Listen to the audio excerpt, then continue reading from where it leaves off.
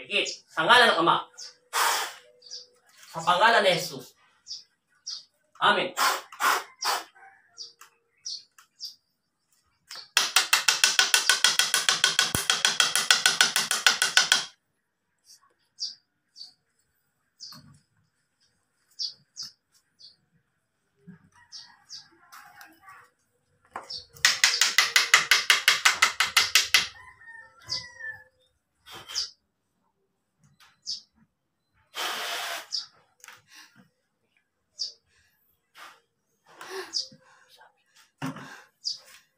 Makikipag-usap ako, hindi na kita sasaktan. Hindi kita gagamitan ng sandata ko. Naintindihan mo?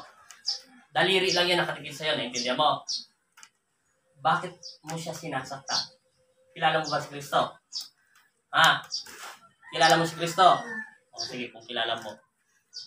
Tao ka hindi? Tao ka hindi? Tao ka hindi?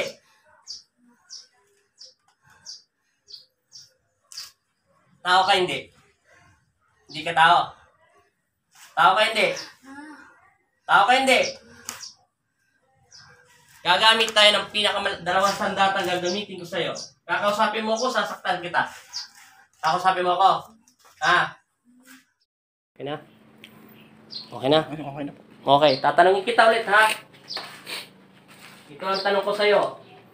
Yung si Gabriel, ang pangalan ng kanto ay si Gabriel. 29 years old siya. Pero yun sa mundo nila, bata pa siya, pero sa mundo natin sobrang tanda niya na. Sinabi mo ba ikaw si Gabriel? Hindi. Tapos pangalawa, sinabi mo ba Encanto ka? Diba tinanong kita, dinemo kita kanina kasi naputulan tayo ng video eh.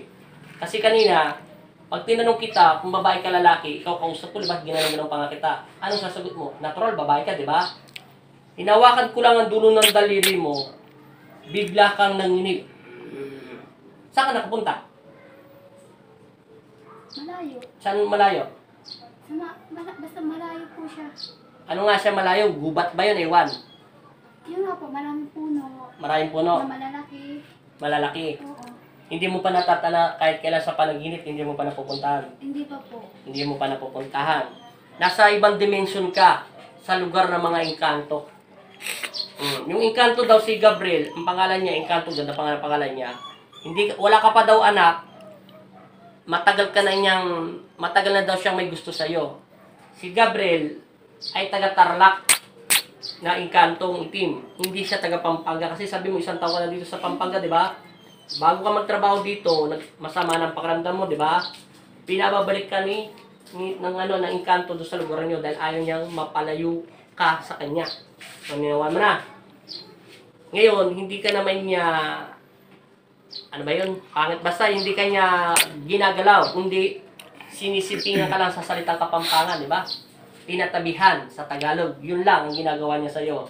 Gusto niya, binibigyan ka ng sakit para makabalik ka na kung saan ka talaga lumaki sa pinanganak sa Tarlac. Yun lang. Hindi mo alam na sinabi mo na isa kang lalaki. Pag tinanong ko, pag babae ka lalaki, anong bumubulong sa tinga mo? Anong sinasabi niya sa'yo? Wag mo sasabihin. Pero bakit yung tinanong ko kung lalaki ka, sumagot kang lalaki? Sinabi mo ba yun? Hindi po. Pero pag sinasabi kung kilala mo si Kristo, sinasabi niya, wag lang. Wag mo lang sasabihin na kilala ko si Kristo. Wag lang. Pero pag sinabi mong babae, tinatanong kung babae ka, sabi ng utak mo, wag. Bumubulong sa tinga. Pero kung bigla kang nagsalita ng lalaki, hindi mo na labag na sa kalooban mo. Bigla ka nagsalita o hindi mo alam. Hindi ko po alam. Ay, hindi mo alam. Malakas si Gabriel. Ngayon, pinadidilat kita pa ulit-ulit. Bakit tayo mo dumilat? Hindi ko po alam. Basta wag. Basta wag. Diyan sa tenga ko talaga. Wag. Wag. Kasi, yung hinawakan kita dito sa daliri mong ganyan, tapos iginanong ganun na kita, nawala ka na ng malay. Ito, hawak ko pa lang ito. Ginaganong-ganong ko pa lang.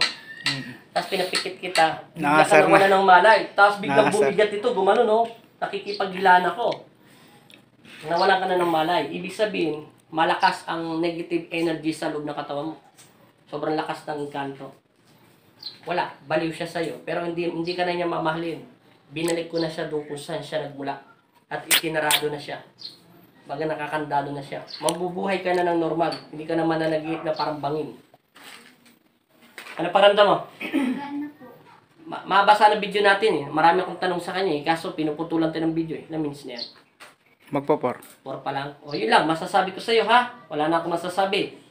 Sa araw na ito ay June 7. 7. Sa araw nito, sa isang taong ka binigyan ng sakit ng inkantong itim na si Gabriel, ha? Isang taon. Oh, lagi kang nahihilo, di ba? Lagi ka na ilo, sabi mo, di ba kanina interview Lagi kita? kang nasakit ng ulo. Oh, simula pumunta ka sa Pampanga, sabi mo dito Tapos, ka lang nagkasakit. lagi kang nagkaka-UTI. Oh, ganon. Siya nagbibigay ng sakit sa iyo para bumalik ka kung saan ka pinanganak at lumaki. Dahil ayaw niya nga makita at lumayo ka. Naintindihan mo na? Gusto niya, doon lang siya. Kaya tinatanong kita, kung may puno ba kayo ng kasing taas? Ano ba yan? Lubi. Yung lubi, nyog. May malaki ba kayong nyog? Doon daw siya nakatira. Naintindihan mo na? Kaya kanya binibigyan ng sakit para bumalik ka na sa pinanggalingan mo. Ibig sabihin bumalik, doon ka na pumunta ka na ulit sa... Mga mama kasi yun eh. Ha? Maka mama. Oh, binibigyan ka niya sakit. Kaya Kaso, may anak ka na, kailangan mo magtrabaho, di ba? Eh, no choice ka, titiisin mo lang yung sakit. Pero okay na, maayos na pakiramdam mo. Kasi kanina, ginawakan lang kita ng daliri kung ginanong-ganon lang kita, bigla kang nawala ng malay dyan. At biglang bumigat ang pakiramdam mo. Okay na yan, wala ka na. Wala na. Mawala ka ng sakit ng UTI. Ano pa yung sakit mong binibigay sa lagi mo? Kan po. May sakit ulo. Sakit sa ulo, lagi na hilo. Sakit sa ulo, lagi na hilo, mawawala na yun. Pangangalambot. Pangalambot, lahat yun mawawala. Lahat kasi ng sakit Sa mata. ginagawa niya sa'yo. Pati yung pamumula ng mata mo, mawawala na lahat yan. Pati yung paninikip ng bibig. Lahat yan, mawawala na yan. Kasi gawa yan ng hindi nakikita ng normal na tao kahit ipapunta mo siya sa medisina. Kasi wala ka naman alam eh. Swerte mo nga, naglakbay ka sa ibang dimension eh. Tutusin, mahirap. Kaya pala pagod na pagod ka eh. Ako nga sa Mahirap dilim. ibalik yung lakas mo. Ako sa dilim. Napunta ka sa malayong dimension. Ibig sabihin, hindi natin alam yun. Kahit ako, hindi pa ako nakakarating doon. Ay, nakarating na yata ako. Namatay na ako. Joke lang yan. Sige, salamat ha. Salamat Lagi po. kayo magdasal.